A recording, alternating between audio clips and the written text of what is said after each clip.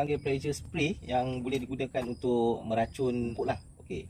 Kita akan buka apa yang ada kat dalam dia di online. Kita tengok apa yang dia bagi dekat dalam. Okey. Kita ada ni. Kita ada benda ni. Nanti kita pasang. And then dekat dalam dia ada benda ni.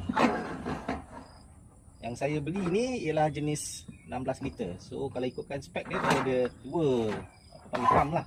Dua pump dekat belah dalam dia. Kalau boleh tengok dekat belah dalam dia ada nampak dua pump. Dan dalam ni ada banyak lagi tools dalam ni. So kita akan keluarkan satu-satu. Yang ni. And then ada batang besi ni. Dia bagi hose. Ni hose. Okay, kita ada hose.